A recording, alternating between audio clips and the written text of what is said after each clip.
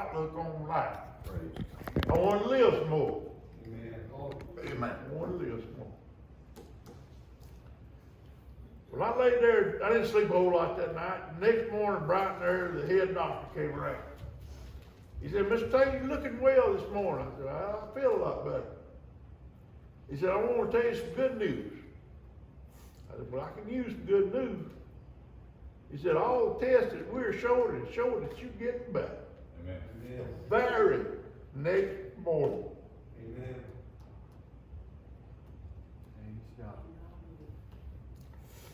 Well, I stayed on it. I don't know how much longer I stayed on it there. But I kept getting better. I couldn't even pick my legs up on the bed. Remember that? Couldn't even pick my legs up. Only way I could raise that bed up. That's the only way I could get my head up. Well, after they got the antibiotic to working, I got feeling better.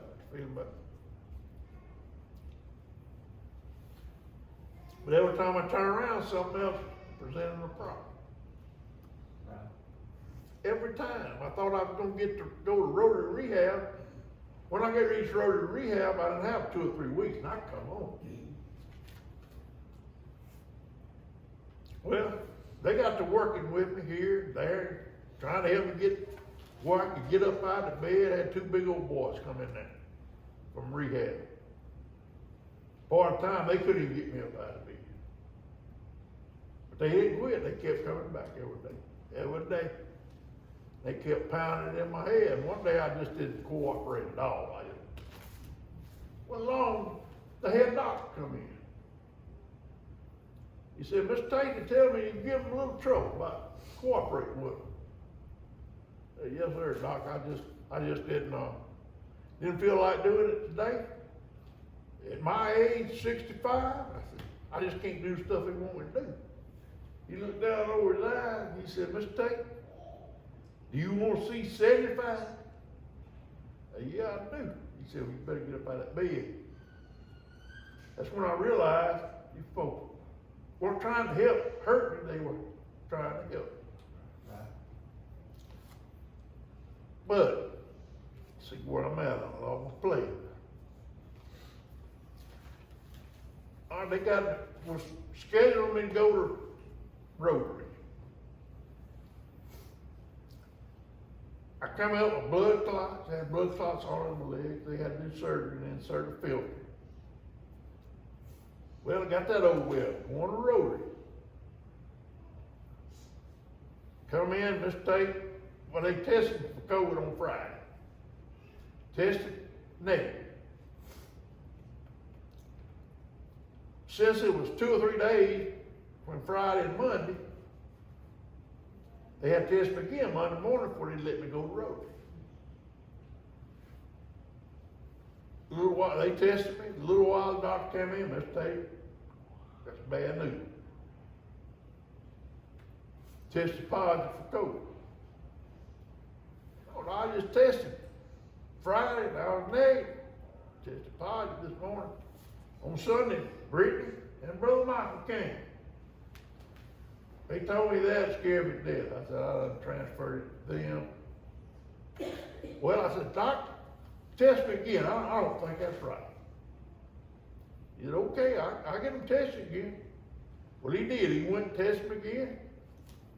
Tested positive again. Shipped me down to the COVID ward. I'm going to tell you what, people. You don't believe COVID is real? You go down on that floor and stay a couple of days. They had tarps over the entranceway, big red letters on them. Do not enter. Pushed me through that thing. Went down there, put me in a room, they started putting tubes on me, putting IVs in, putting blood plasma in. I said, look, I don't even have a symptom. Don't matter, Mr. Tate, you gotta have it. Yeah, but I ain't even sick.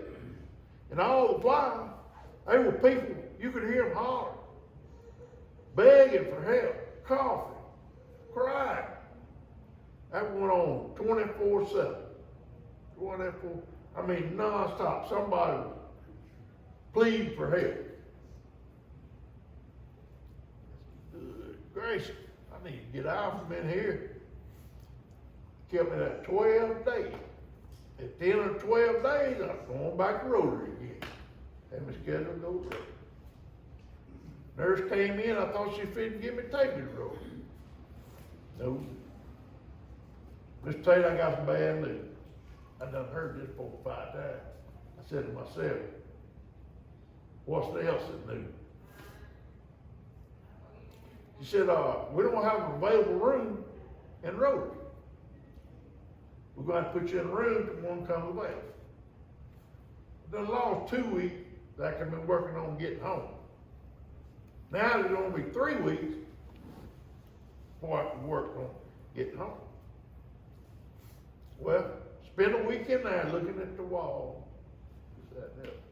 But while I was in there, 2 big guys, they come here and work with me on getting up out of bed every day so I could maneuver just a little bit. They were working on getting me out of bed, transferring to a chair, sitting up in a chair a little while, and getting back in bed. They were working on me. It hurt. I ain't never had nothing hurt my hips as bad as that in my life. But time rolled around, I finally got to go to Rotary. Finally made it down there. All I'd been here, man, they gonna work it. They gonna work it down there. 4 sessions a day, an hour a session, 5 days a week, and on Saturday I had 2 sessions. They gonna work it. They don't work it. They didn't like it. They did. I went down there and they started introducing me to all these exercises. They had me do this. I thought the biggest part of it was sitting. They weren't. After I got home and started doing things myself, they weren't sitting. But I got to where I could get up, sit up. Then I got a text or call one, Brother Michael. He was coming down there that day. I'm ready for him. Be sitting up in a chair when he gets there. He walked in the door. I was sitting in that chair. We sat there and talked and prayed. I think his wife told him what time he had to be home, but he didn't stay long. But he got up and got ready to go. Started to walk out the door. I said, Brother Mike, wait a minute. Got something I want to show you. I reached, got hold of bed. I said, straight up. Man. Praise God. And I kept working from there. I kept working from there. Well, when they come, you go in the road, they got a whiteboard up there. They put everything on, your information, this, that, and the other, and the date you can be released. Discharge date.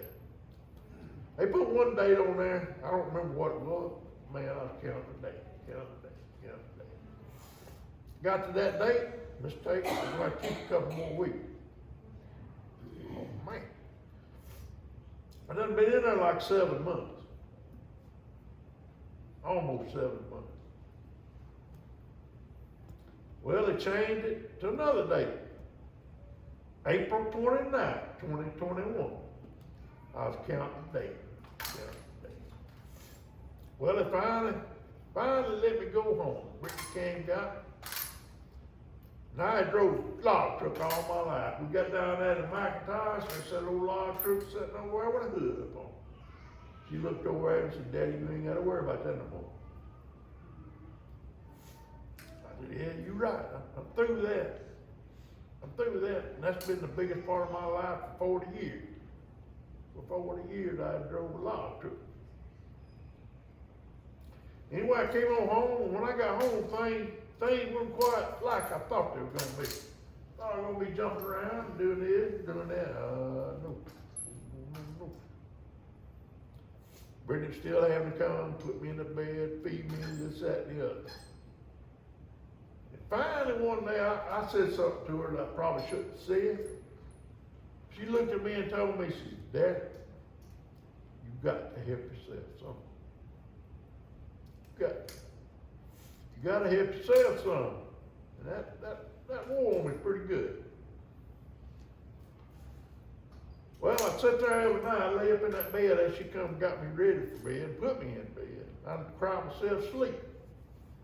Wondering why I just couldn't get up and do the things I used to, do things I wanted to do.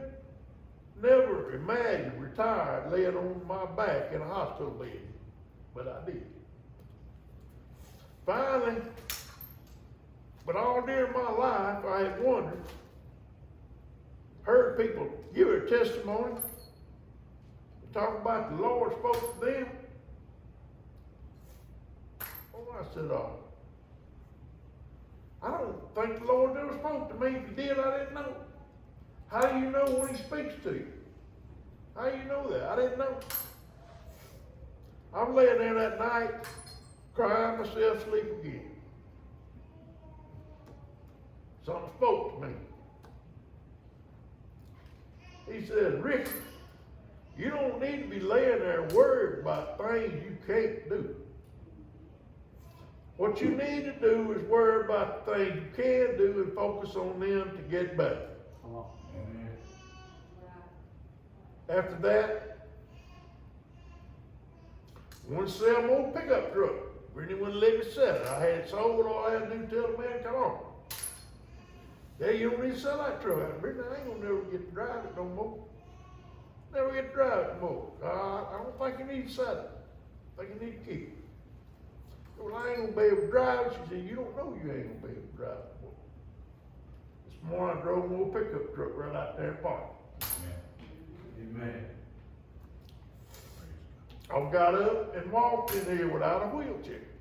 I was going to the doctor and she was wheeling me in a wheelchair, this, that, and the other. And I was walking a little bit every day at the house.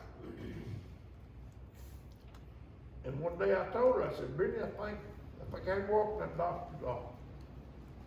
She said, Daddy, I know you can walk in that doctor's office. I know you can. Next time I went to for a visit down there, I walked in his office and I walked back out. Got back in the car and we came home. Amen. But she has pushed me. I can't thank her enough for pushing me. She's a little hard, I don't know where she gets it from. She. To go on, like I said, I was making excuses not to come to church. Something could go wrong. I might not could do this. I might not could do that. Cut my grass Monday morning for the first time in almost 3 years. I got on that lawnmower, I cut my grass. And as I got through cutting the grass, I was sitting there on the carport. I said, now, if you can get on that lawnmower and cut your grass, you can get up to go to church Sunday morning. Amen. And here I am. Praise Jesus. I got one fella to point me in the right direction. I know there was a bunch of them that stood behind me. The man said, right over yonder. If he hadn't came to visit me that afternoon, I don't know where I'd be now. Thank God. I love you like a brother. Love you like a brother. I could go on and on and tell you stuff that the devil did, the Lord did. I could do this all day about my little venture down yonder. But he did it for a reason. I learned to accept that. And I do the best I can. Every day. I'm challenged. Every day. Every day. But I'm getting better every day. Every day I believe in the Lord, I'm getting better. Getting better. But that's what I have to say, and I appreciate y'all for letting me say it. Amen. Bob Hall, I appreciate you coming, Bob, Kevin, Moore. I ain't seen more classmates back there in a long time. Came by and see me yesterday. Dropped in, I didn't know he was coming. Brittany told me, he texted told her I was coming, he was coming. We sat and visited a little while. I did not look for him down here this morning. He told me he'd be praying for him. Thank you, Bob. Amen. But that's what I got to say, brother. Amen. We've had him on the prayer list for a long time, ever since Brother Michael started coming and started talking about him, and we're just so glad. And this right here, what he has proclaimed today is a big step. That's a big step. He's been testifying already, but today coming to the church and making his profession known before man, that is a big step. It is for me. And we want, if you would, let's stand. Brother Michael, I want you to lay your hand right over here on the other side of him as we dismiss this morning. We want to lift him up.